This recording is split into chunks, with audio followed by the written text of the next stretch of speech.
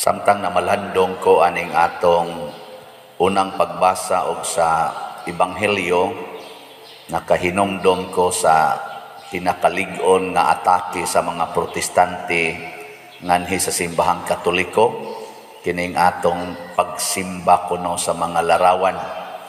Kay gidili gyud sa Ginoo ang paghimog mga larawan.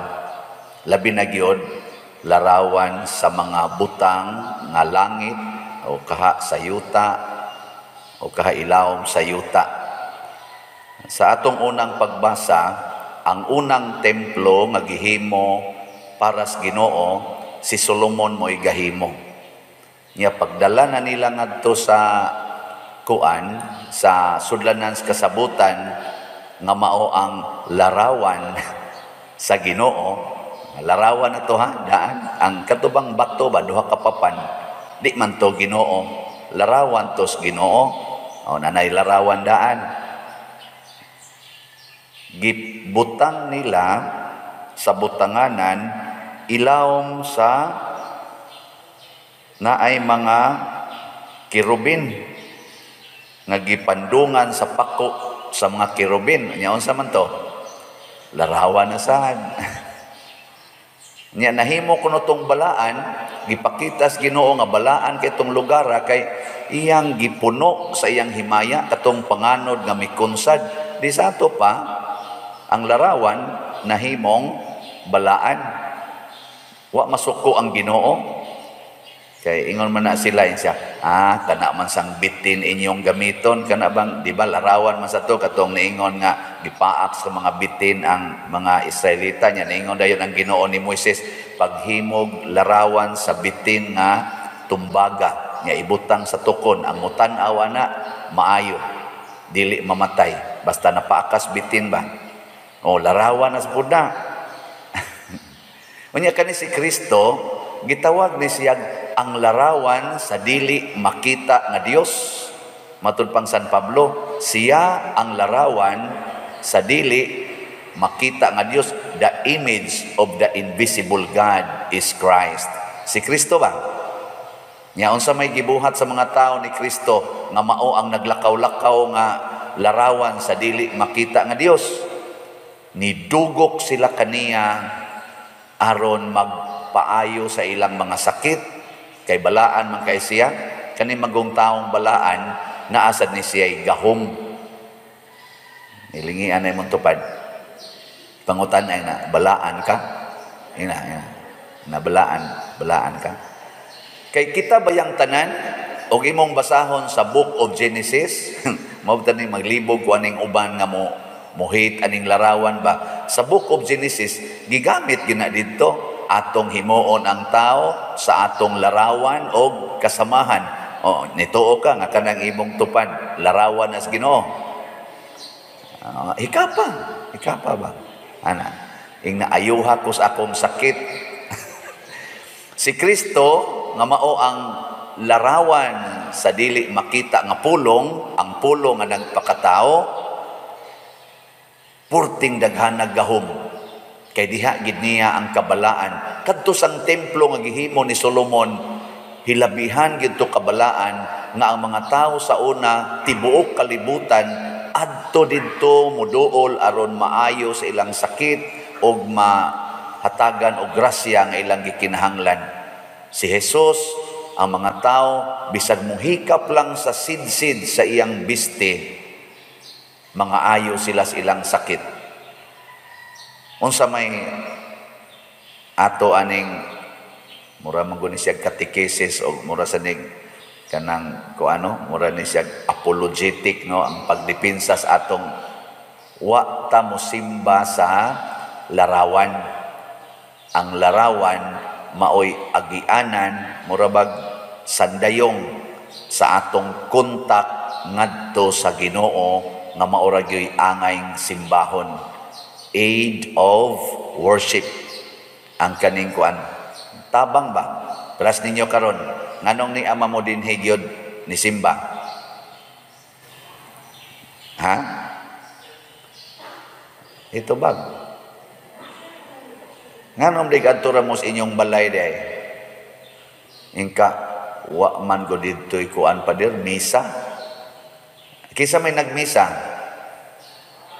ang pare, nya may pare sa inyong balay di, way misa. Pero ang kanideng nagmisa di ay, mao day ni ang Ginoo di ay ngayong gisimba. Agianan rani, dili takos nga agianan, buangon nga agianan, pero gigamit sa Ginoo. Wa may arang sa Ginoo kung siyang gamiton. Buot mo ni akong naong mo'y gamitos Ginoo. Wa man nagamitan inyong naong kaning ako. Nagpagamit man sad ko, bahala na ikaw Lord, mo gamit man ka kanako. Bati ra ba kung gamiton no siya hasag dilag bati. Imo sa nang tulubagon basta gamiton ti karong buntaga pag misa didto. Nako kari lang untang usa kay buutan rignaw katong nagbasa sa ebanghelyo ba. Siya ayaw sana kay upan ni siguro. Upan ni siguro kalahos ba ni karon ra ba ning Abril tingali ordinahan si kuan ni Reverend Charles ato ning iampo ha. Basi niya no usab moto kani karong February 14. Masih makauna-una ni lami din February 14. Na din ano ni malahos ika Abril. So mo na gamiton tas Ginoo, gamiton sa Ginoo ang tanan nga pamaagi aron lang ang tao nga dili takos ngadto kaniya makonek, masumpay, mahiusa sa iyang presensya. Muna di ta magsinawayay ug unsay atong pamaagi sa pagkunik sa Ginoo. Ang mga protestante mo gamit sila og lugar. Why image? Okay.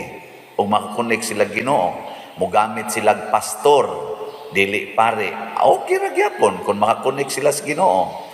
Kita mo gamit ta og lugar nga naay mga imahen. Okay ra sad gyapon basta makakunik sa Ginoo. Nakaron unsa may meeting point nato, asa man ta magkahiusa, way lain diha sa atong pagkahiusa ni Kristo. Ang lawas nga dunay daghang mga bahin. Kana mo importante.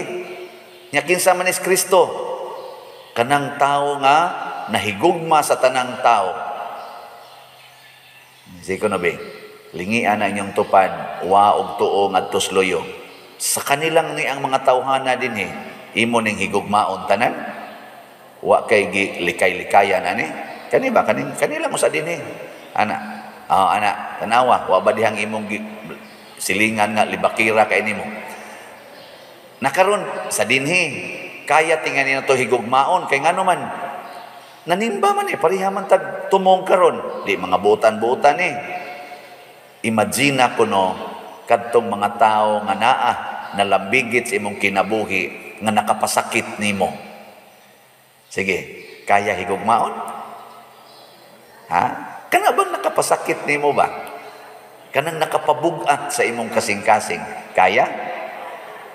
Nya mingon ka, adi pa dire di. Adi sa. Ako ning uban ako ayaw lang niya. Hawa na, wa na ka makunik ni Kristo. Kaya nga naman, ang matag tao, mao'y gihigugma ni Kristo, mao'y iyang gipakamatyan, dili ra ang mga Katoliko, dili ra ang mga born again, dili ra ang iglesia ni Kristo, tanang mga tao, mao'y gipakamatyan ni Kristo, o kinsa tong mahigugma sa tanang tao, bisan sa kaaway, nahiusa ni Kristo. Niya kung magtanaw tang San Vicente Ferrer, tanaw ta muhikap ta sa ribulto ni Pedro Calungsod, muhikap ta sa ribulto ni Lorenzo Ruiz, monobina ta sa nobina ni Santo Niño, sa mahal nga birhen sa Fatima, ug sa kaniniang nobina ni San Lorenzo Ruiz. Unsa may atong buot ipasabot ana, nahimo silang Ginoo? Dili. Nangandoy ta nga maliwat kanila. Maliwat ba? Parehagod anang magsigi kag tan-aw og artista, niya ang artista nga imong gi-idolize, nagpablan sa buhok, unsa may mahitabo nimo? Usab gyud ang buhok nimo.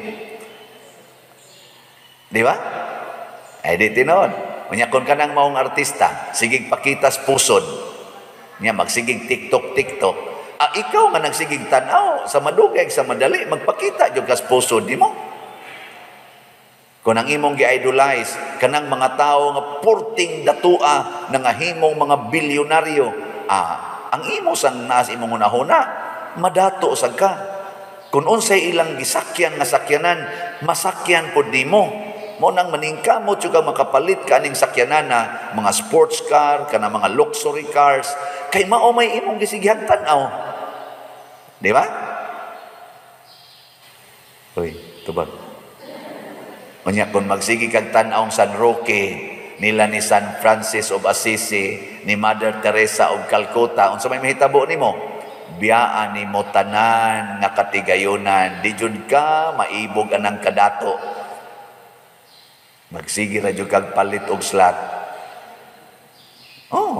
Dali kay kang papalit og slot. Ngonsan mo nasan slot nasan. Ato namang gihunong gahapon ang Heavenly Joy. So hinaot unta inig-report na kos Miyerkules kay ato pa man ang ihapon, hinaot untang nahurot tong remaining 737 slots. Abangan ang susunod na kabanata. Pero ang atong nalipay ko kaya nga itong Mother Mary's Healing and Deliverance para sa Kapilinya di Fatima, ni-increase na. Gahapon, 597 man to.